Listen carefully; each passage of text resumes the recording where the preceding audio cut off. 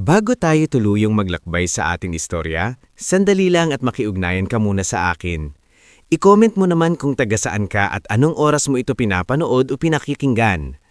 Nakakatuwang malaman kung hanggang saan umaabot ang mga kwentong tulad nito at kung sino-sino ang mga pusong sabay-sabay na makikidamay sa bawat tagpo. Ngayon, simulan na natin ang isang masalimuot ngunit makabagbag damdaming kwento ng sakripisyo, lihim, at isang kabutihang hindi inaasahang babago sa kapalaran ng maraming buhay. Sa baryo ng San Isidro, kilala si Ina Serafina Vergara bilang isang dalagang hindi marunong sumuko kahit tila sunod-sunod na ang dagok na ipinupukol ng buhay sa kanilang pamilya. 23 taong gulang pa lamang siya noon, ngunit ang mga mata niya ay tila pagod na sa dami ng problemang pinasa niya sa murang edad. Hindi na bago kay Ina ang gumising ng madaling araw para mag-igib ng tubig, magsaing, magpakain ng manok, at sabayan ng pag-aalaga sa amang si Dalmasio, na ilang buwan nang hindi makabangon ng maayos matapos ma-stroke. "Mamaya na lang po tay, painumin ko muna kayo ng gamot." Mahinang sabi ni Ina habang inaangat ang ulo ng ama upang maipasok ang kutsarang may lamang gamot. Namumuo ang luha sa girid ng mata ni Dalmasio sa tuwing makikita niyang ang anak niyang dapat sanay nasa paaralan at tinatapos ang kursong nursing ay siyang nagsisilbing haligi ng bahay. "Anak, pasensya ka na," hirap na sabi nito. Gumiti si Ina kahit mabigat ang dibdib niya. "Tay, ilang beses ko na pong sinabi, huwag kayong humingi ng tawad, hindi niyo namang ginusto ang nangyari." Sa maliit nilang bahay na gawa sa kahoy at pinagtagpi-tagping yero, naroon din ang kapatid niyang si Mireo, 17 taong gulang, na pinipilit mag-aral habang tumutulong sa mga gawaing bahay. Noon, madalas pag-usapan sa baryo na si Ina raw ang pag-asa ng pamilya dahil matalino at masipag. Nakapasok siya sa isang nursing school sa kalapit bayan sa tulong ng scholarship at ng paglalako ng nanay niyang si Celestina nang suman at kakanin sa palengke. Pero nang bawian ng buhay ang kanilang ina dahil sa komplikasyon sa baga at sunod namang ma-stroke ang ama, para bang sabay-sabay na gumuho ang lahat ng pangarap. "Nay, sana buhay ka pa," bulong ni Ina sa sarili habang nakaupo sa may bintana at pinapanood ang mahinang ulan sa labas. "Hindi ko na po alam kung saan ako kukuha ng lakas." Ngunit sa halip na magpadaig, pinili niyang tumayo. Ibinenta nila ang natitirang alagang baboy, nangutang sa kooperatiba, at nakiusap sa dating landlord ng tindahan ni Celestina na bigyan sila ng palugid. Ngunit hindi sapat ang lahat ng iyon. Lumalaki ang gastusin sa gamot ni Dalmasio, sa matrikula ni Mireo at sa pang-araw-araw nilang pagkain. Sa huli, kinailangan ni Ina na tanggapin ang katotohanang kailangan muna niyang itigil ang pag-aaral.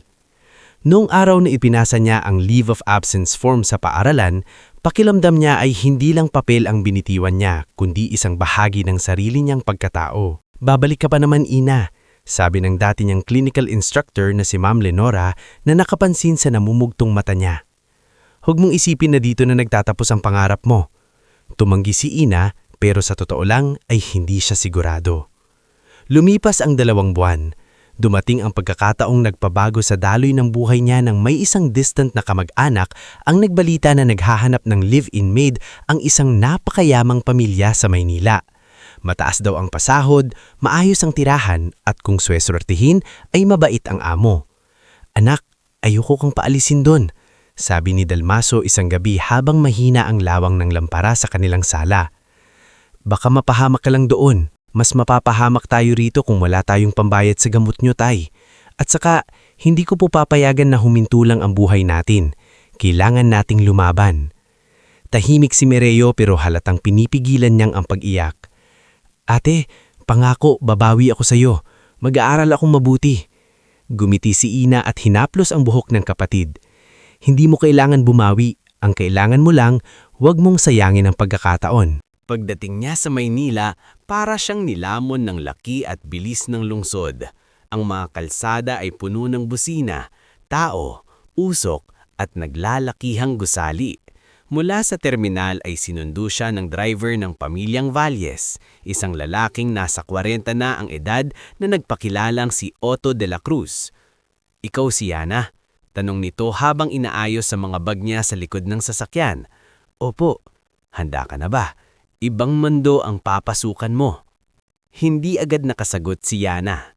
Nang makarating sila sa isang malawak na gate na binabantayan ng 2 gwardya at bumukas iyon para sa sasakyan, hindi niya napigilang mapasinghap. Sa loob ay bumungad ang isang mansyon na parang mula sa pelikula. Puti ang dingding, malalawak ang bintana, maayos ang hardin, may fountain sa gitna, at halatang bawat sulok ay pinaghaharian ng yaman at kapangyarihan. Sa pinto pa lamang ay sinalubong na siya ng istriktong butler na si Severo Lim na halos hindi ngumiti habang pinagmamasdan siya mula ulo hanggang paa. "Ikaw ba ang bagong maid?" Tuwid nitong tanong. "Opo, sir." "Huwag mo akong tawaging sir. Ang itatawag mo sa akin ay Kuya Severo o Mr. Lim.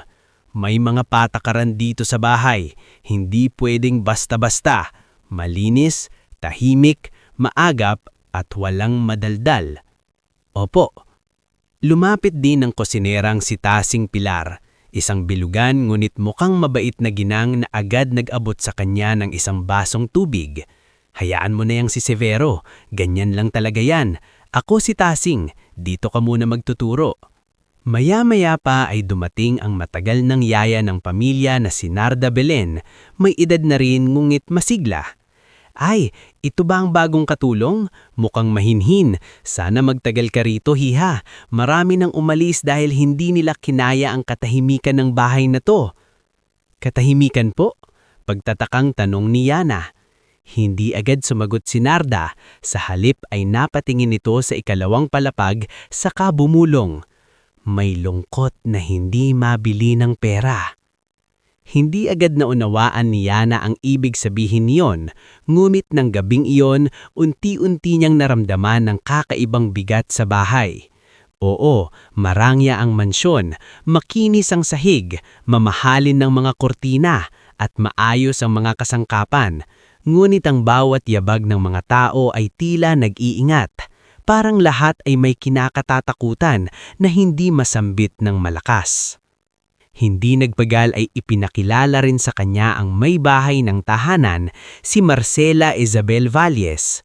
Maganda ito, maputi, elegante, at halatang sanay utusan ang lahat ng nasa paligid, ngunit sa kabila ng kinis ng mukha nito ay may bakas ng matinding pagod at pagkairita. "Siya ba ang bago?" Tanong nito kay Severo nang hindi man lang tumingin ng direkta kay Yana. "Opo, ma'am," sagot ni Severo. "Sabihin mo sa kanya huwag siyang magkakamali sa nursery." Bigla nang napatingin si Yana. "Nursery po?" Doon lang siya tuluyang pinaharap ni Marcela. "May anak kami, yun lang ang pinakamahalaga dito sa bahay. Kapag may nangyari sa bata dahil sa kapabayaan, hindi kita palaladpasin."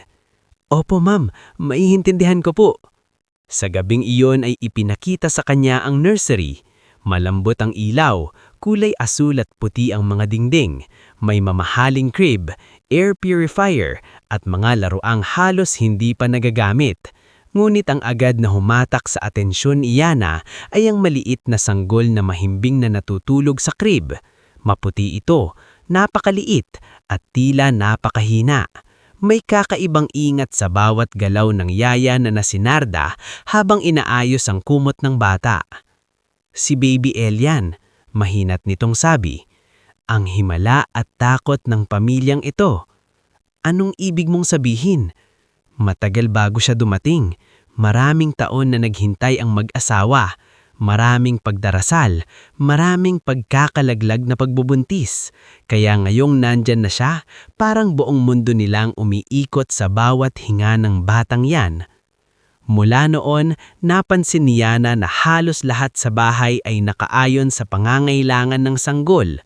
Laging may doktor na bumibisita, laging may bagong gatas, bagong gamot, bagong bilin. Ngulit kasabay niyon, may mga mumunting detalye siyang hindi maiwasang mapansin. Madalas mamutla ang bata, minsan ay bilis huminga. May mga sandaling tila hindi komportable kahit kararating lang ng doktor at sinabing maayos naman daw ang lagay nito. Isang umaga, nadatnan ni Yana sa veranda si Leandro Alcantara Valles, ang amo niyang bilyonaryo. Hindi ito tulad ng inaasahan niyang arogante at maingay. Sa halip ay tahimik, nakatitig lamang sa hardin habang hawak ang bote ng gatas ng anak. Ikaw ba si Yana? Tanong nito nang mapansin siyang papalapit, dala ang tray ng tsaa. Opo, sir. Komportable ka ba rito? Sinusubukan ko pong masanay.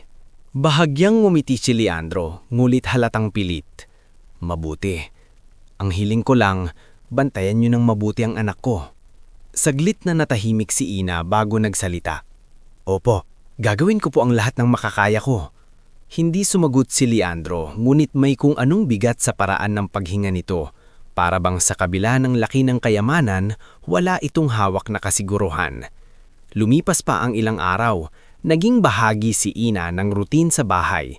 Paglilinis sa nursery, pagtutulong kay Narda sa paghahanda ng gamit ni Baby Elian, paglalaba ng maliliit na damit at minsan ay pagbabantay kapag sabay wala sa silid ang yaya at ang ina ng sanggol. Habang tumatagal, lalong napapalapit ang loob niya sa bata. Hindi man siya ang tunay na yaya, likas sa kanya ang pagiging maalaga. Ang bait mo sa bata, minsang sabi ni Tasing Pilar habang magkasama silang naghihiwa ng gulay sa kusina. Parang hindi ka lang katulong kung umasta, parang nanay. Nangumiti si Ina. Naaalala ko lang po ang kapatid ko noong sanggol pa siya. Ako po kasi halos nagpalaki noon kapag nagtitinda si nanay. Baka may dahilan kaya ka dinala dito. Hindi sumagot si Ina, ngunit may kakaibang kurot sa dibdib niya sa narinig. Isang gabi, halos mag-aalas 2 na ng madaling araw nang marinig niya ang munting ungol mula sa baby monitor. Nasa maliit niyang kwarto siya noon sa likod ng kusina, ngunit dahil isa siya sa naka-assign na reserbang tumulong sa nursery kapag kailangan, agad siyang tumayo at nagtungo roon. Wala si Narda dahil ipinatawag ito ni Marcela sa kabilang silid at ang batang si Elian ay bahagyang umiiyak, hindi normal ang tunog ng paghinga. Shh! Nandito na si ate. Marahang sabi ni Ina habang maingat na binubuhat ang sanggol. Ngulit bigla siyang nakaramdam ng kaba, mainit ang noon ng bata, maputla ang labi, at ang paghinga nito ay hindi simpleng iyak ng sanggol. Mabilis, mababaw, hirap. Kuya Severo!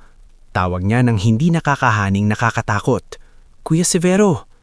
Napasubod si Butler, kasunod si Narda. Anong nangyari? Parang hindi normal ang paghinga niya, sabi ni Ina habang titig na titig sa mukha ng sanggol. At kanina pa po siyang balisa. Napansin ko rin po kaninang hapon na parang mabilis siyang napapagod kahit bagong gising lang. Agad kinuha ni Narda ang sanggol, ngulit kahit ito ay natigilan. Tama ka, parang iba nga. Ilang minuto lang ay bumaba si Marcela na halatang wala sa sariling kaba. Bakit kayo nagsisigawan? Ano na naman ang nangyayari? Ma'am, parang nahihirapan pong huminga si Baby Elian. Sagot ni Narda. Tumawag kayo ng doktor, ngayon na. Habang nagkakagulo ang lahat, si Ina ay nakatayo lamang sa gilid ngunit hindi inaalis ang tingin sa bata. Hindi niya maipaliwanag pero may bumabalik sa alaala niya. Ang dati nilang kapitbahay na sanggol na minsang inatake sa ganitong paraan. Ang mga lecture niya noon sa nursing, ang mga salitang hindi niya inakalang muling magiging mahalaga. At sa unang pagkakataon mula nang tumapak siya sa mansyong iyon, naramdaman ni Ina na may isang bagay na mas malaki kaysa simpleng trabaho ang naghihintay sa kanya sa loob ng bahay na iyon. Isang lihim, isang panganib, at isang kapalarang hindi niya pa alam kung paano haharapin. Bago tayo magpatuloy sa mas mabigat at mas masakit na yugto ng ating istorya, gusto ko munang muling anyayahan ka. I-comment mo naman kung nasaan ka ngayon habang pinapakinggan o binabasa mo ito, at anong oras nasa lugar mo. Nakakagaan sa pakiramdam na isipin na habang may isang pamilyang guguho sa ating kwento, may mga totoong taong handang sumabay sa bawat kaba, lungkot at pag-asa. Ngayon, dumako na tayo sa susunod na parte. Hindi nakatulog ng maayos ang buong mansyon ng gabing iyon. Mula nang napansin ni Ina ang kakaibang paghinga ni Baby Elian, tila wala na ang katahimikang bumabalot sa tahanan ng mga Valyes at napalitan iyon ng isang uri ng tensyon na hindi kayang itago ng mamahaling dingding at malalambot na carpet. Dumating na ang mga tao sa nursery, si Severo na hindi na nakapag-ayos ng Amerikana, si Narda na halatang nanginginig ang mga kamay, si Marcela na halos mapunit ang suot na roba kahahawak sa dibdib, at si Leandro na bagong baba mula sa kanyang opisina sa ikatlong palapag. Anong sabi ng doktor? Bungad agad ni Leandro kay Severo. Paparating na raw po si Dr. Horacio, sir. Sagot nito. Paparating? Mariing ulit ni Leandro. Bakit paparating pa lang? Sinabi niyong hirap huminga ang anak ko. Tumahimik ang lahat. Walang makasagot. Kahit si Severo na sanay sa higpit at bigat ng mama ng tahanan ay hindi agad nakapagbitaw ng salita. Samantala, hawak-hawak ni Narda si Baby Elian na kahit saglit ay hindi pa rin humuhupa ang pag-iyak. Hindi iyon malakas na iyak ng isang sanggol na gutom lamang o naiinitan. Mas mahina pa nga kaysa dati, pero iyon ang mas nakakatakot.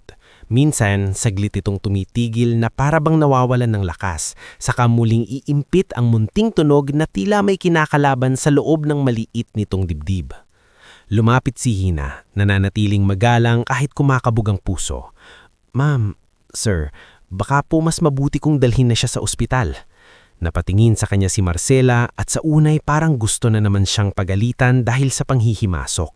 Ngulit bago pa ito makapagsalita, si Leandro na ang sumagot. Ihanda ang sasakyan, ngayon din.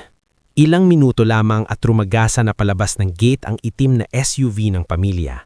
Kasama sa sasakyan sina Leandro, Marcela, Baby Elian, Narda at sa di inaasahang pagkakataon, si Yina. Ayaw sana ni Marcela na isama siya, ngulit dahil siyang unang nakapansin sa kalagayan ng bata at si Narda ay hirap ng mag-isa sa pag-aasikaso sa gitna ng takot, walang nagawa ang may bahay kundi manahimik. Sa biyahe, halos hindi huminga si Marcela sa kakabantay sa mukha ng anak.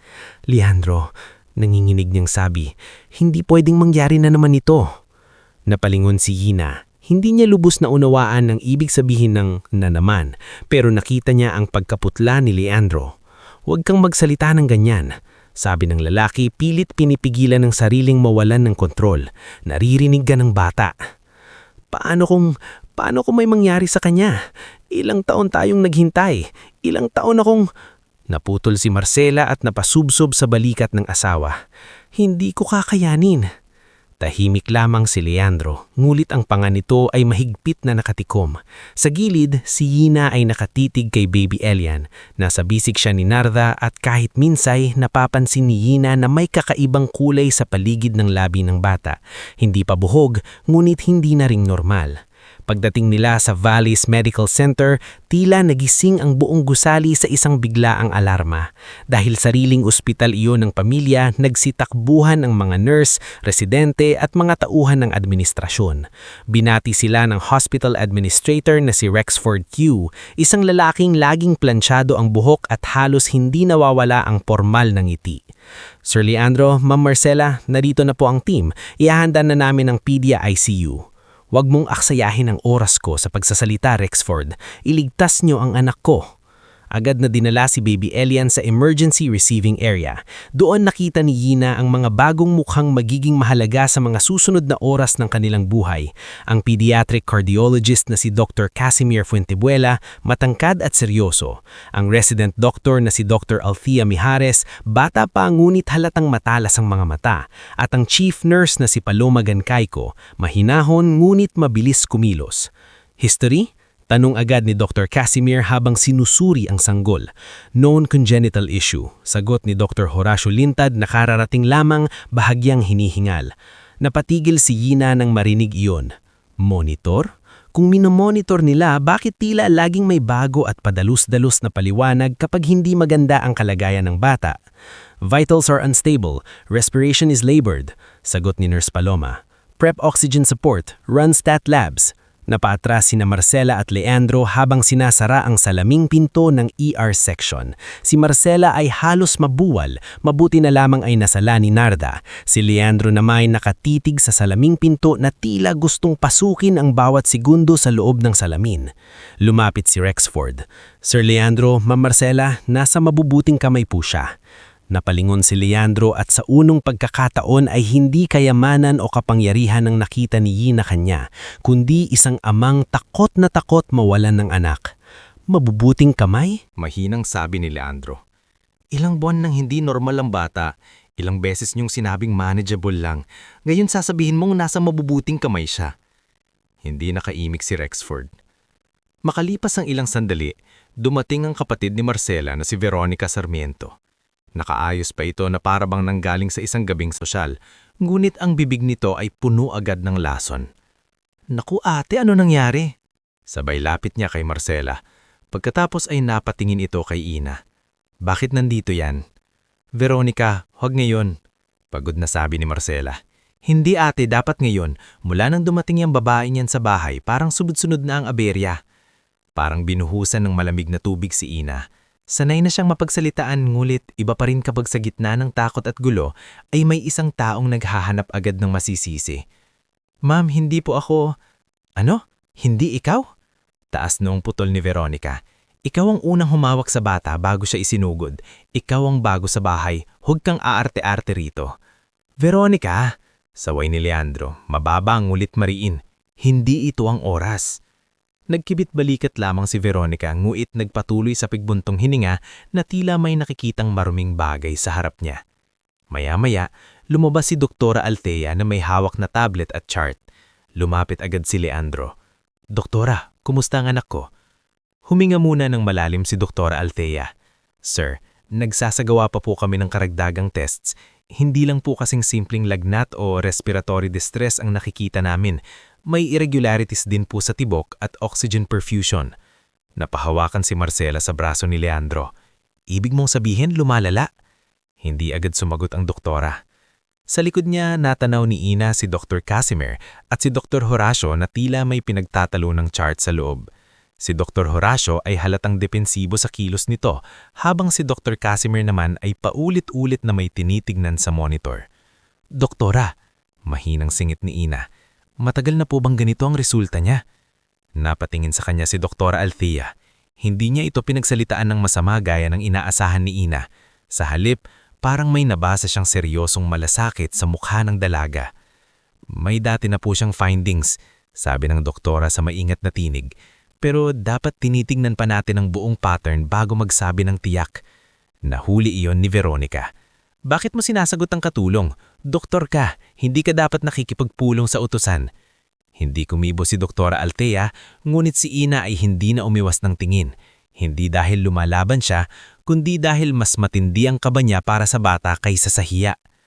Makalipas pa ang halos isang oras, inilipat si Baby Elian sa pediatric ICU. Nagsimula ng kumalat sa ospital ang balitang nasa bingit ng panganib ang nag-iisang tagapagmana ng pamilyang Valles.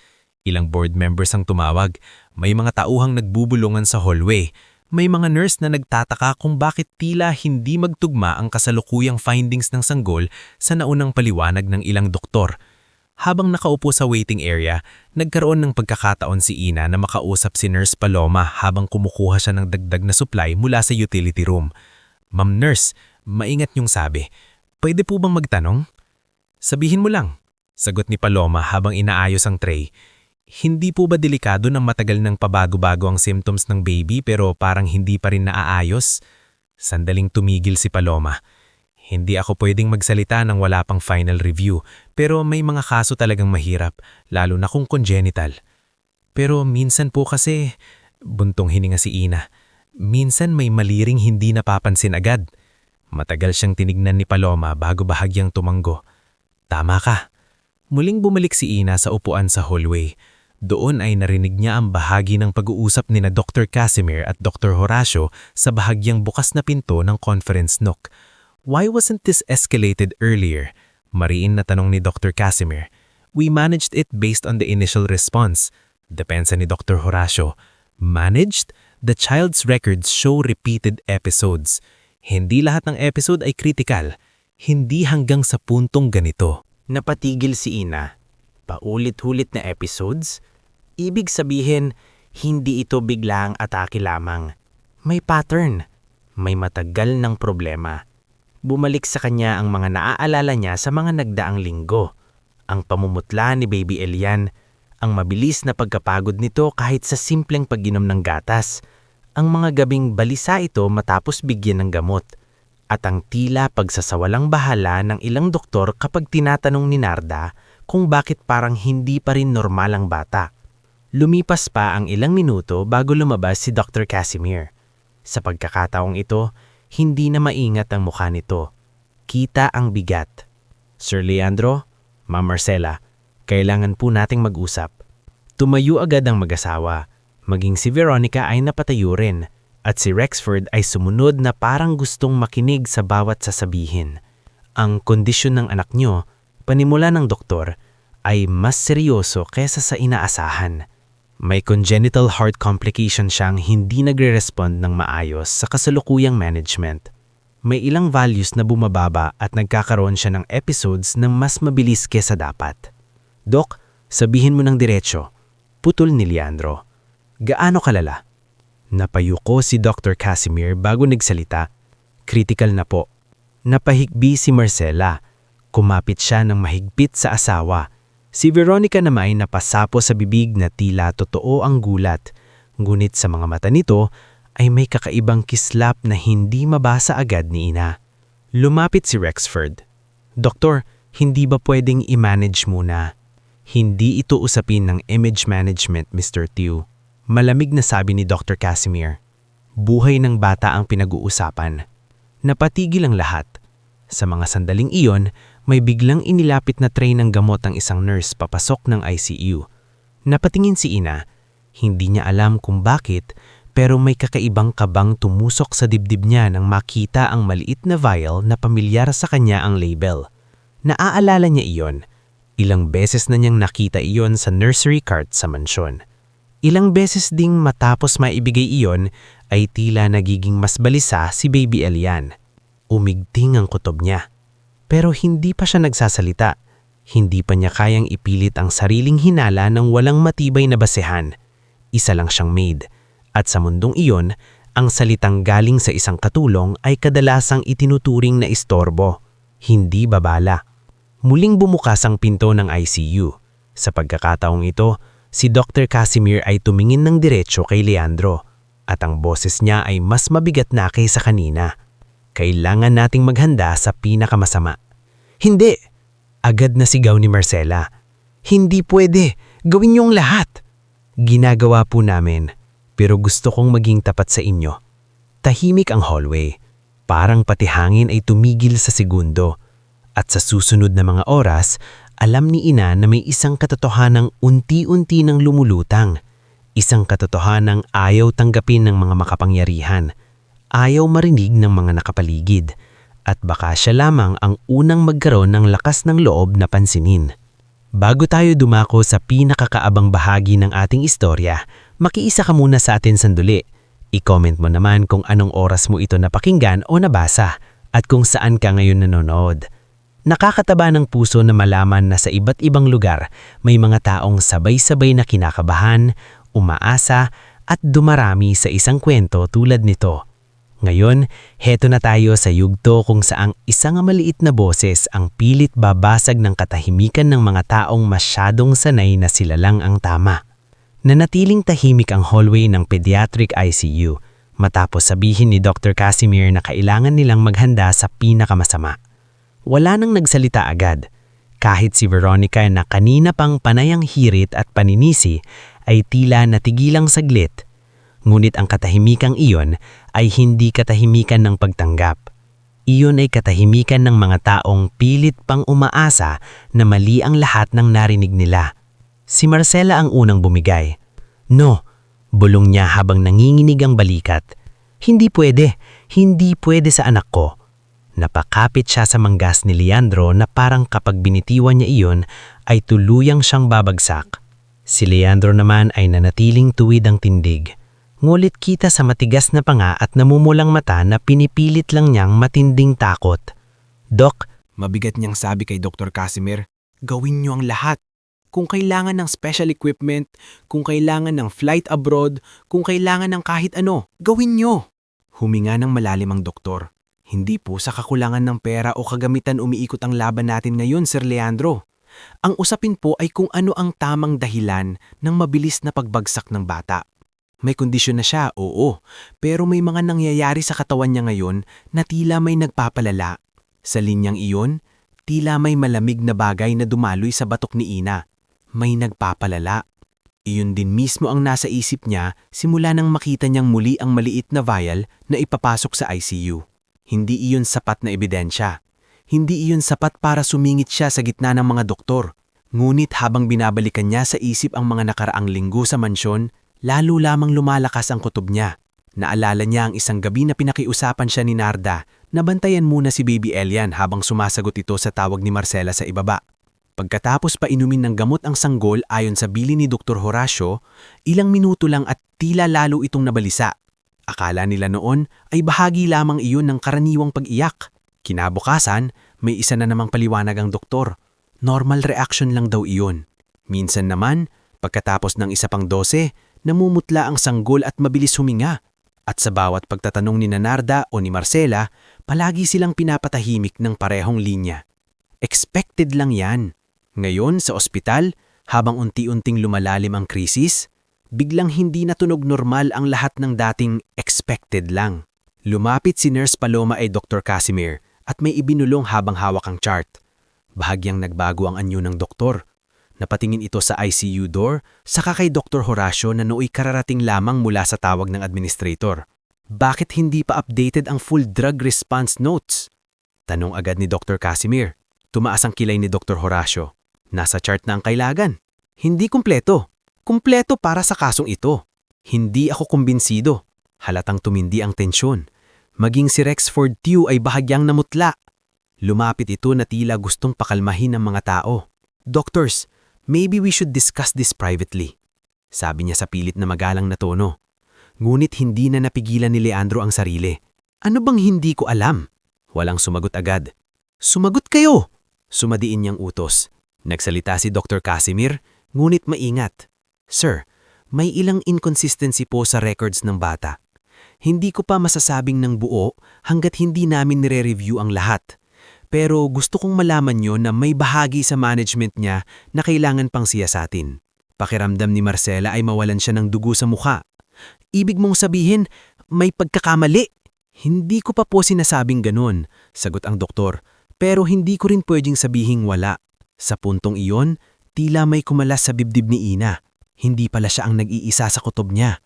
May iba ring nakakakita na may mali. Ngunit kasabay ng ginhawa, dumating ang takot. Paano kung huli na ang lahat? Nang muling may lumabas na nurse mula sa ICU at magsabing bumababa na naman ang oxygen saturation ng sanggol, sabay-sabay na napatayo ang lahat. Si Marcela ay halos mapasigaw. Hindi ba kayo kumikilos? Bakit parang lumalala siya habang nasa loob na siya ng ospital? Ma'am, ginagawa namin ang lahat. Ngulit na patagil si Ina sa dalawang salitang iyon. Lumalala siya habang nasa loob na siya ng ospital. Napatingin siyang muli sa tray sa counter. Nandoon ang kaparehong label, kaparehong vial, kaparehong kulay ng maliit na ampule na nakita niya sa mansion cart. Sa pagkakataong ito, hindi na niya napigilan ang sariling magsalita. Ma'am Nurse, lumingon si Paloma. Pwede ko po bang itanong, ano pong gamot yung kakapasok lang sa ICU? Nagulat si Veronica sa lakas ng loob niya. Aba, pati ba naman gamot ng ospital pakikialaman mo? Tumigil ka nga! Ngunit si Paloma, bagamat halatang nagtataka, ay sumagot pa rin. Part po yun ng previous management order. Same pa rin po ba sa binibigay sa kanya noon sa bahay? Tanong ni Ina, hindi inaalis ang tingin sa nurse. Bago pa makasagot si Paloma, sumingit na si Dr. Horacio. At ano naman ngayon kung same? Hindi ito usaping dapat mong pinakikialaman. Tumahimik ang lahat sa hallway. Ngunit dahil naroon na rin si Dr. Elfia, napatingin ito ng mas mabuti kay Ina. Hindi panlalait ang nasa mga mata nito, kundi pagtataka. Bakit mo natanong? Mahinahong sabi ng doktora. Labis ang kaba ni Ina. Sa unang pagkakataon, pakiramdam niya ay isang maling salita lamang at tuluyan na siyang mapapalayas, mapapahiya o masisisi sa lahat. Ngunit nang maalala niya ang mahina at hirap na paghinga ni Baby Elian, nawala ang hiya niya sa harap ng takot. Kasi po, nagsimula siya, halos paos. Sa mga nakaraang linggo sa bahay, ilang beses ko pong napansin na pagkatapos mabigyan ng gamot ang bata, doon siya mas lalong nababalisa. May mga gabing namumutla siya, mabilis huminga, Minsan parang humihina ang iyak niya. Akala ko po noon normal lang kasi ganun po ang sinasabi sa amin. Pero kanina, nang nakita ko yung vial, yun po yata ang pareho. Anong ibig mong sabihin? Tanong ni Dr. Elfia. Ibig ko pong sabihin, baka po hindi lang mismong sakit niya ang nagpapalala. Baka po may reaksyon siya sa gamot, o sa dosage, o sa kombinasyon. Parang may pumutok na nerbiyos sa mukha ni Dr. Horacio. That is enough. Isa kang katulong. Wala kang karapatang manghimasok sa medical judgment dito. Nayuyuko si Marcela. Nalilito, habang si Veronica ay agad sumang-ayon. Narinig niyo? Akala mo kung sino. Ito ang sinasabi ko, ate. Simula pa lang gusto nang maging importante niyan. Ngunit si Leandro, sa halip na sitahin si Yina, ay napatitig dito. Hindi dahil naniniwala agad siya, kundi dahil nakita niyang nanginginig ang babae, hindi para magpasikat, kundi dahil sa totoong takot para sa sanggol. Yina? Sibig ni Leandro. Sigurado ka ba sa sinasabi mo? Hindi agad siya nakasagot. Umiling siya ng bahagya. Hindi ko po kayang sabihing sigurado, sir. Pero sigurado po ako sa mga nakita ko. At kung may kahit maliit na posibilidad na tama ang kutob ko, baka po pwedeng i-check nyo muna bago ibigay ulit. Natahimik si Leandro. Tumingin siya kay Dr. Casimir. I-check nyo. Ano? Putulagan ni Dr. Horacio. You can't revise an entire protocol dahil lang sa obserbasyon ng maid? Hindi ko nire-revise. Malamig na sagot ni Dr. Casimir. I'm reviewing, which is something that should have been done sooner. Napahiya si Dr. Horacio, ngunit hindi na siya makapagsalita ng tuloy-tuloy dahil agad nang humingi si Dr. Casimir ng full medication chart, adverse response notes, prior dosage timing, at old lab copies. Maging si Dr. Elfia ay sumama na sa pagre-review at si Nurse Paloma ay nagmamadaling kumunin ng prior records. Paloma, utos ni Dr. Casimir. Hold the next administration until I verify. Yes, doctor. Alfia, compare mo ang episode sa timing ng medication. Yes, doctor. Sa biglaang pag-ikot ng pangyayari, tila nayanig ang balanse ng ospital. Si Rexford ay halatang bisto ng sumingit ngunit pinigilan ng sarili. Si Veronica ay naggangalit sa gilid, habang si Marcela na may litong-lito, pilit inuunawa kung bakit biglaang parang may mas malaking problema kaysa sa mismong sakit ng anak niya. Lumipas ang halos 20 minuto na parang isang buong gabi. Nagbukas-sara ang mga pinto. Nagpalit-palit ang charts. May mga residenteng tumatakbo. May mga printouts na inilalapag sa mesa. At habang nakatayo roon si Yina sa gilid, pakiramdam niya ay kasabay ng pag-ikot ng bawat segundo ay nakataya ang kanyang kapalaran. Kapag mali siya, baka hindi na siya muling pagkakatiwalaan ng ninuman. Baka siya pa ang maging dahilan ng mas malaking gulo sa gitna ng paghihingalo ng bata. Ngunit kung tama siya at nananahimik siya, hindi niya mapapatawad ang sarili habang buhay. Muling lumabas si Dr. Elfia. Mas mabilis ang paghinga nito kaysa kanina. Hawak niya ang chart at may isang pahina na nakatupi. Doctor, sabi ni Dr. Casimir. The pattern matches. Anong pattern? Sa batagad ni Leandro. Tumingin si Dr. Elfia sa kanya, saka sa Marcela. Every major drop after the last week's interventions, halos sunod sa timing ng secondary medication. Impossible! Putol ni Dr. Horacio. That's a support drug. Not for this dose and not with this specific cardiac state. Sagot ni Dr. Casimir. At lalong hindi kung may hypersensitivity ang bata. Para bang may tumama sa sikmura ni Marcela. Ibig mong sabihin, mas lumala siya dahil sa binibigay nyo? Hindi pa final ang lahat. Mabilis na sabi ni Rexford.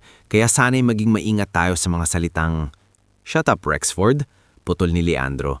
Hindi inaalis ang tingin sa mga doktor. Muli siyang humarap kay Dr. Casimir. May magagawa pa ba? Meron, sagot nito. Pero kailangan nating itigil agad ang gamot, i-correct ang management at tawagin ng isang specialist na may mas malalim na karanasan sa ganitong combined cardiac emergency. Then do it. Nagsimula na namang gumalaw ang buong team. Inihinto ang susunod na dose. Nagmadaling ipasok ang revised order. Nagpa-request si Dr. Casimir ng emergency assist mula sa visiting pediatric cardiac specialist na si Dr. Senen Avila. Samantala, si Nurse Paloma ay personal na sumiguro na walang maling vial ang maibabalik sa linya. Sa gitna ng lahat, napahawak na lamang si Marcela sa upuan at naiyak ng tuluyan. Ngunit ang luhang iyon ay hindi na lamang luhang dulot ng takot. May halo na rin iyong pagkalito, galit, at unti-unting pag-usbong ng hiya.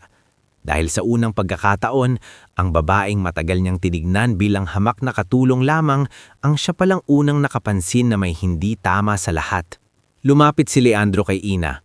Hindi pa rin nawawala ang bigat sa mukha niya, ngunit malinaw na ang tingin niya ngayon. "Bakit mo sinabi?" tanong niya. Napakurap si Ina. "Dahil po bata siya, sir. Hindi ka natakot." "Natakot po," sagot niya ng totoo. "Pero mas natakot akong wala akong sabihin." Hindi agad sumagot si Leandro. Tumingin lamang siya sa salaming pinto ng ICU kung saan hindi nila makita ng buo ang anak niya, kundi ang mga aninong abalang-abala sa loob. At sa loob ng mga susunod na sandali, habang unti-unting binabago ng mga doktor ang protocol at inuumpisahan ng bagong pag-asa na baka hindi pa huli ang lahat, alam ni Ina na tumawid na siya sa isang hangganan na hindi na niya mababawi. Hindi na siya basta tahimik na maid sa sulok ng mansyon. Naging tinig na siya ng isang katotohanang ayaw sanang pakinggan ng lahat. At ngayon, ang tanong ay hindi na kung mapapahiya ba siya sa pagsasalita. Ang tanong ay kung sapat pa ba ang katotohanang iyon para iligtas ang batang unti-unting inaagaw ng kamatayan. Bago tayo magpatuloy sa susunod na napakahalagang yugto ng ating Estonia, makiisa ka muna sandali. I-comment mo naman kung anong oras mo ito napapanood o nababasa at kung saang lugar ka nakikinig ngayon. Mas masarap sumabay sa isang kwentong puno ng kaba at pag-asa kapag alam mong may iba ring pusong sabay na tumitibok sa bawat esena. Ngayon, heto na tayo sa bahaging hindi na lang buhay ng isang bata ang mababago, kundi pati ang tadhana ng babaeng unang naniniwalang may katotohanang kailangang ilaban. Matapos ang mga mabibigat na sandali iyon sa hallway ng pediatric ICU, hindi na bumalik ang gabi sa dati niyang anyo. Ang dating katahimikan sa Bales Medical Center ay napalitan ng sunod-sunod na yabag, tunog ng rolling carts, mahihinang utos ng mga doktor at mga matang balisa sa likod ng salamin. Nang maihinto ang gamot na pinaghihinahalaang nagpapalala sa kalagayan ng baby Elian at maipatupad ang bagong emergency protocol, para bang muling bumukas ang isang munting siwang ng pag-asa sa isang pamilyang kanina lamang ay halos mawalan na ng lakas huminga. Nakatayo si Ina sa gilid ng hallway, hindi halos makaupo. Nanginginig pa rin ang mga kamay niya, hindi dahil sa lamig ng air conditioning ng ospital, kundi dahil ngayon niya lang lubos na nauunawaan ang bigat ng ginawa niyang pagsasalita. Hindi na maibabalik sa dati ang lahat.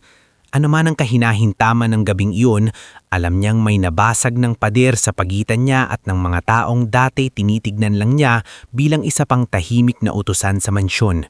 Maya-maya, mabilis na dumating ang tinawag na visiting pediatric cardiac specialist, si Dr. Senen Avila. Isang lalaking nasa kaligitnaan ng 40. Simple ang pananamit ngunit halatang matalimang isip at sanay sa pinakamabibigat na kaso. Hindi siya nag-aksaya ng oras. Pagkababa pa lang mula sa elevator, agad niyang hiningi ang kumpletong records, latest vitals at medication history ng sanggol. Who reviewed the timing correlations? Una niyang tanong, "Ako po at si Dr. Casimir." Sagot ni Dr. Althea, sabay abot ng chart. Tahimik na binuklat ni Dr. Senen ang mga papel. Sa ilang segundo pa lamang ay kumunot na ang noo niya. Lumingon siya kay Dr. Casimir. Bakit ngayon lang ito nahuli? Hindi agad sumagot si Dr. Casimir. Alam niyang hindi sa kanya nagsimulang pagkukulang, pero bilang senior doctor sa gabing iyon, ramdam din niya ang bigat ng sistemang pinasok niya. Si Dr. Horacio, na kanina ay matapang pa, ay halatang unti-unti nang nauubusan ng depensa.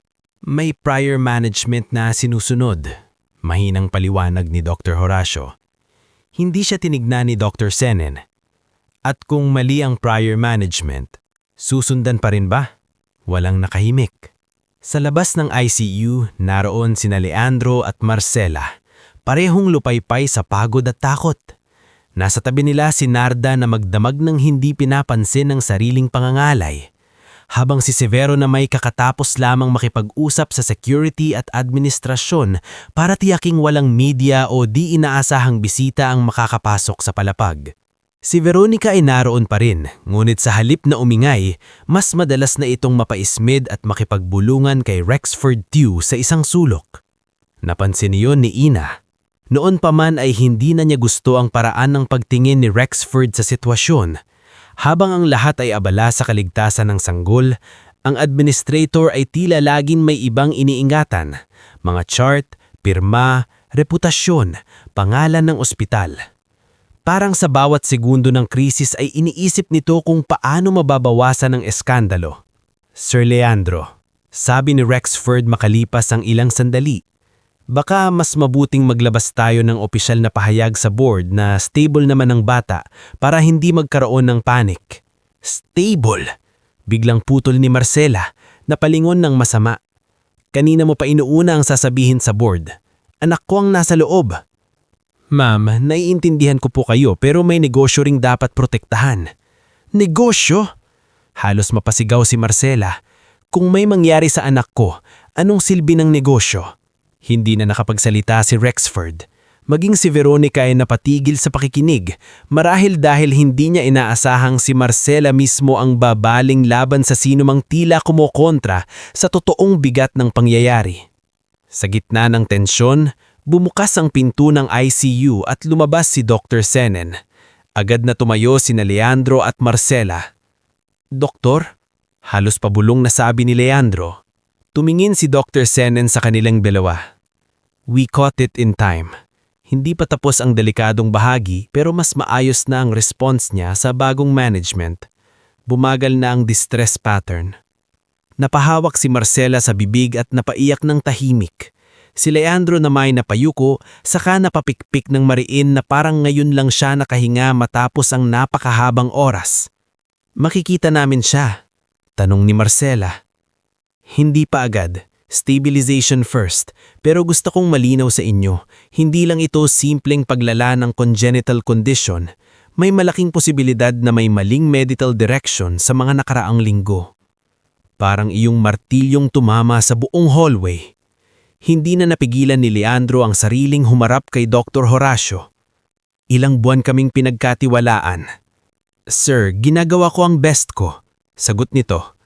Best mo na muntik ako nang ilibing ang anak ko. Humakbang si Veronica. Leandro, kumalma ka muna. Hindi naman sigurado na si Horacio ang may kasalanan. Tumahimik ka, Veronica. Hindi ito gabi para takpan ng sinuman. Napatigil ang lahat. Maski si Ina ay natigilan. Hindi niya akalaing maririnig niya mula mismo kay Marcela ang ganoong katapangang tinig. Kanina ay halos wala na itong lakas, pero ngayon ay may ibang uri ng apoy sa mukha nito. Ang apoy ng isang inang unti-unting nauunawaan na marahil may mga taong pinaniwalaan niya na hindi pala karapat-dapat sa tiwala. Hindi na nipatagal ni Leandro ang usapan. Sa harap ng lahat, inutusan niya si Severo. Tawagan mo ang legal team ko, ngayon din, at ipasara muna ang access sa lahat ng non-essential records ng case ni Elian. Walang gagalaw. Opo, sir. Mabilis na sagot si Severo. At ikaw, Rexford. Dugtong ni Leandro, simula sa oras na ito, hindi ka gagalaw sa anumang dokumento ng walang presensya ng legal at ng independent medical reviewers. Namutla si Rexford. Sir, parang masyado naman po. Huwag mo akong subukan. Sa gilid, tahimik na pinagmamasdan ni Ina ang pagguho ng mga dating tila hindi matitinag na tao. Ang doktor na akala ng lahat ay laging tama, ngayon ay hindi makatingin ng diretsyo. Ang administrador na sanay mag-utos, ngayon ay natatameme. Ang kapatid ni Marcela na mapangmata at mapanghusga, ngayon ay wala nang maibigay na madalim na salita. Sa unang pagkakataon, ang katotohanan ay mas mabigat kaysa sa pangalan, yaman o posisyon. Ngunit para kay Ina, hindi pa rin tapos ang bigat ng gabing iyon. Nang humupa ng kaunti ang gulo at mapayagang maupo ang mga pangunahing tao sa private waiting lounge, lumapit si Marcela sa kanya. Hindi nakatingin si Ina noong una, kaya nagulat siya nang maramdaman niyang huminto sa tapat niya ang may bahay. Ako, nagsimula si Marcela, ngulit tila nahirapang buuin ang salita. Ikaw ang unang nakakita. Agad tumayo si Ina. Ma'am, Huwag ka munang magsalita. Namumula ang mata ni Marcela, ngunit iba na ang tono nito kaysa dati. Wala na ang malamig na yabang. Kung hindi ka nagsalita, baka... Napayuko ito. Hindi nito tinapas ang pangungusap pero alam na alam ni Ina ang gustong sabihin niyon. Hindi ko po ginawa iyon para may mapatunayan. Mahinang sagot ni Ina. Nag-aalala lang po ako sa bata. Ako ang ina niya, sabi ni Marcela, bahagyang napapailing. Ako dapat ang mas nakakita. Ako dapat ang mas nakaramdam. Pero sa sobrang takot ko, naniwala na lang ako sa sinasabi ng mga taong akala ko'y mas nakakaalam. Samantalang ikaw ang nakapansin. Hindi alam ni Ina kung ano ang tamang sasabihin. Sa dami ng pagkakataong minaliit siya ni Marcela, hindi niya akalaing darating ang sandaling ito. Ngunit sa halip na magtanim ng sama ng loob, ang nanaig sa kanya ay awa. Dahil sa harap niya ngayon ay hindi na mayamang amo, kundi isang inang wasak. Ma'am, marahan niyang sabi, hindi niyo po kasalanan ng lahat, natakot lang po kayo. Napatingin sa kanya si Marcela, at sa isang bagay na hindi inaasahan ng kahit sino sa waiting lounge, dahan-dahan itong umupo sa harap ni Ina at napaiyak ng tuluyan. Pagod na ako, bulbul nito. Bawat iyak niya, bawat lagnat, bawat ubo, parang bawat segundo may banta na kukunin siya sa akin. Hindi na nagdalawang isip si Ina. Bagamat nangingibabaw pa rin ang paggalang, marahan niyang hinawakan ang kamay ng may bahay. Maging si Narda na nakamasid sa gilid ay napapunas ng luha. Samantala, sa kabilang bahagi ng ospital, nagsimula na ang mas malalim na investigasyon. Tinawag ni Leandro hindi lamang ang legal team niya, kundi pati ang isang independent patient safety auditor, si Attorney Bernice Almonte, kasama ang senior medical investigator na si Dr. Theodoro Valmores. Habang unti-unting nilalabas ang records, lumilinaw ang isang nakapangingilabot na pattern. May mga naunang episode si Baby Eliana hindi na-escalate ng tama, may adverse signs na minarkahang monitor only, at may notes na tila may nadaling isulat para magmukhang kontrolado ang kalagayan ng sanggol. Hindi ito simpleng oversight, sabi ni Dr. Theodoro matapos tingnan ang preliminary file set. May repeated minimization. Meaning? Tanong ni Leandro. Meaning, sir, may mga nakakita ng warning signs pero hindi trinato ayon sa bigat ng kailangan. Tumingin si Leandro sa malayo, saka napahawak sa noo. Hindi niya alam kung magagalit, mandidiri, o dudurugin ang buong sistemang itinayo niya kasama ng ospital. Dahil lumalabas ngayon na sa mismong pangalang ipinagmamalaki niya, maaaring muntik nang mamatay ang anak niyang nag-iisang liwanag ng tahanan. Makalipas ng halos 3 oras mula sa sinabi ng mga doktor na critical si Elian, lumabas si Dr. Senen na may mas maayos na balita. Stable na siya for now, hindi pa ito tapos. Kailangan pa rin ng masusing bantay at posibleng corrective intervention sa susunod na linggo, pero nalampasan natin ang immediate danger. Parang gumuho ang bigat sa katawan ni Leandro. Napaupo siya sa gilid ng sofa at napasubsob sa 2 palad. Si Marcela namay tuluyang napayakap kay Narda at humagulgol. Sa sulok, si Severo, na bihirang magpakita ng damdamin, ay napapikit na lamang ng mariin. Si Otto, na noon lang muling nakabalik mula sa pag-asikaso sa sasakyan at ilang dokumento, ay napausal ng, "Salamat sa Diyos." Lumingon si Leandro. Ang mga mata niya ay namumula, ngunit malinaw. Hinanap niya si Aina sa loob ng silid. Nang magtagpo ang mga mata nila, dahan-dahan siyang tumayo at lumapit. Ang lahat ay tumahimik. Aina Serafina Vergara. Sabi niya nang buo ang pangalan ng dalaga, bagay na hindi pa niya nagagawa noon. Hindi ko makakalimutan ang ginawa mo ngayong gabi. Sir, wala po iyon. Meron, putol niya, malaki. Hindi na nakasagot si Aina. Kapag nakalabas ang anak ko rito, dugtong ni Leandro, hindi na mananatiling pareho ang buhay mo. Nagulat si Aina. Lalong nagulat si Veronica na mula sa likod ay napairak lamang. Ngunit si Leandro ay hindi na nag-aksaya ng paliwanag. Sa boses pa lamang niya, malinaw nang hindi iyon simpleng pangako ng utang na loob. Isa iyong desisyon ng isang lalaking nakakita kung sino ang tunay na may puso sa oras ng kagipitan.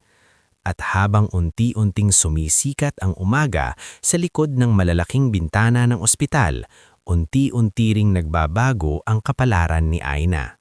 Hindi dahil sa bigla siyang yumaman sa isang iglap, kundi dahil sa unang pagkakataon mula nang iwan niya ang probinsya at ang pangarap niyang maging nurse, may pinto nang muling bumubukas para sa sarili niyang kinabukasan. Kasabay niyon, may mga paderding nagsisimula ng bumagsak sa ospital, sa mansyon, at sa mga pusong matagal nang nakatali sa takot, yabang at katahimikan. Ngunit hindi pa tapos ang laban. Dahil matapos mailigtas ang bata, sisimulan pa lamang ng katotohanan ang pagwasak sa mga lihim na matagal nang ibinaon ng mga taong makapangyarihan.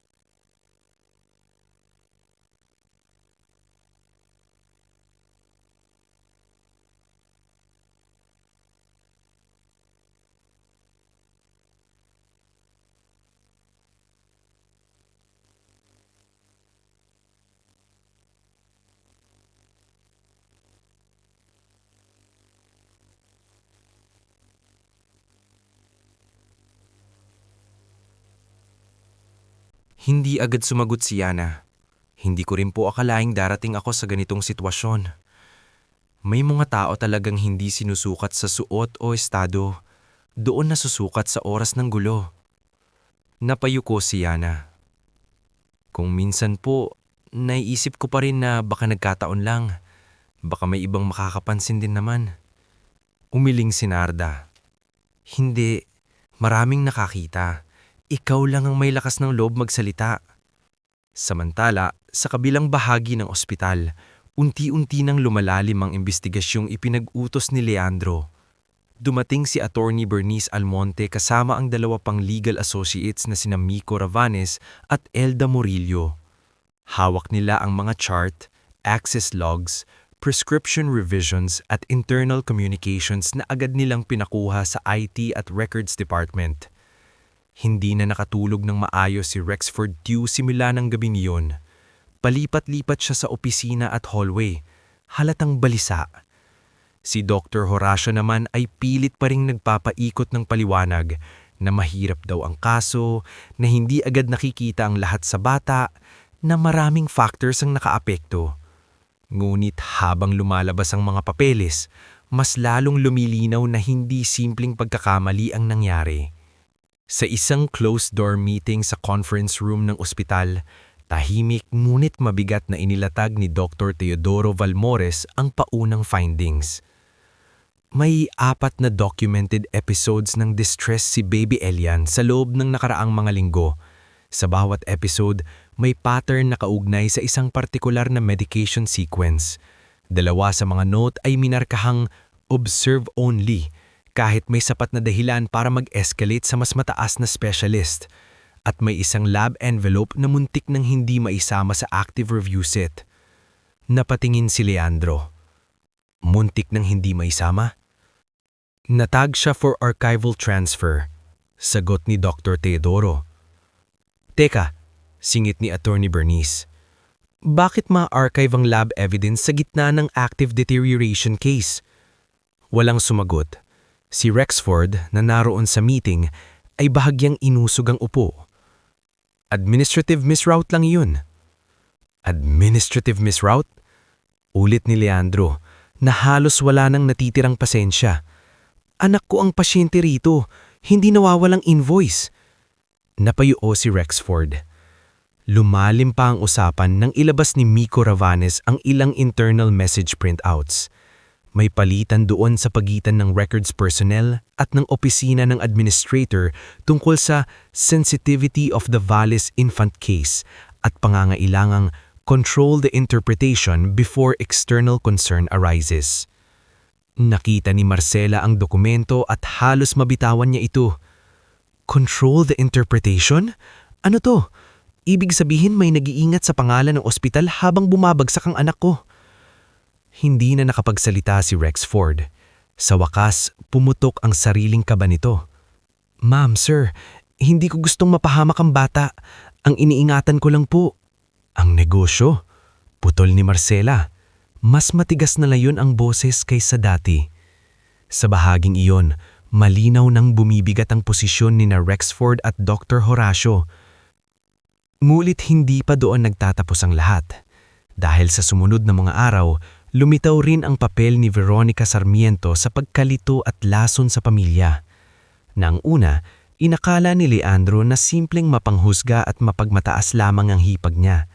Ngulit nang mabuksan niyang ilang usapan sa pagitan nito at ni Rexford, mga usapang ipinadaan sa tawag at messages tungkol sa hindi dapat lumaki ang issue at baka masira ang tingin ng donors at shareholders, na pagtanto nilang mas malalim ang pakikialam ni Veronica kaysa sa inaakala. Sa mansyon, isang hapon, humarap si Leandro kay Veronica sa sala habang naroroon din sina Marcela, Severo at Yana, na noon ay inutusang manatili dahil maaaring kailanganin ang testimonya niya sa timeline ng mga nangyari sa bahay. Veronica, lamig na sabi ni Leandro.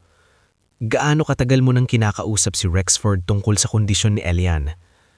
Leandro, ano ba ang ipinag-aaratang mo? Taas noong sagot nito. Nag-aalala lang ako sa pamilya ng kapatid ko. Hindi iyon ang tanong ko. Sumingit si Marcela, nanginginig ang boses. Bakit mo sinabi kay Rexford na wag nang palakihin ang usapan tungkol sa mga atake ni Elian? Napatigil si Veronica. Dahil ayokong ma-stress ka pa noon. Alam mo namang mahina ang dibdib mo sa mga ganyang bagay. Hindi mo ako pinoprotektahan, mariing sabi ni Marcela. Pinapatahimik mo ako. Napaismid si Veronica. Kung ako ang tatanungin, masyado kayong nagpapanik. Buhay mayaman tayo. Lahat ng galaw ng pamilya natin pwedeng gawing issue. At doon tuluyang nanigas ang mukha ni Leandro. Buhay mayaman tayo? Ulit niya. Yun ang una mong naisip habang posibleng mamatay ang anak ko? Hindi na nakasagot si Veronica sa parehong yabang na dala niya noon. Sa unang pagkakataon, hindi siya makaikot sa mga salita niyang dati laging sandata sa pagmamataas. Umalis ka muna sa bahay na ito, mariing utos ni Leandro. At mula ngayon, wala ka ng access sa anumang desisyon sa pamilya o negosyo ko. Hindi mo ko mapapaalis ng ganyan-ganyan lang, sigaw ni Veronica. Ako ang magpapaalis sa'yo, si Marcela ang sumagot. Luhaan, ngunit buo ang loob. At kung hindi mo kayang umalis ng may dignidad, tatawag ako ng security. Parang binuhusan ng malamig na tubig si Veronica. Hindi niya akalaing ang kapatid ng matagal niyang naiimpluwensyahan ay siya mismong tatalikod sa kanya. Ngunit wala siyang nagawa. Sa harap ni na Severo at Otto na tinawag upang magbantay, napilitan siyang umalis sa mansyon na iyon nang dala-dala ang natitirang yabang, ngunit wala ng tunay na kapangyarihan. Habang isa-isang nababagsak ang mga lihim at impluensya ng mga taong nakapaligid sa pamilya, dahan-dahan ding nagbabago ang buhay ni Yana. Isang gabi, habang mahinang umuulan sa labas ng ospital at bahagyang himbing na si Baby Elian matapos ang check-up, ipinatawag siya ni Leandro at Marcela sa private lounge.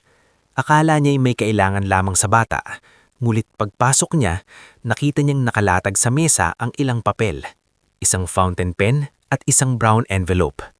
Umupo ka, Yana, sabi ni Leandro. Sir, may mali po ba? Wala, sagot nito. Sa wakas, may gusto kaming itama. Nagkatinginan sina Leandro at Marcela. Ang huli, ang unang nagsalita. Nung una kong dumating sa bahay, hindi kita tinignan bilang tao. Tinignan kita bilang tauhan.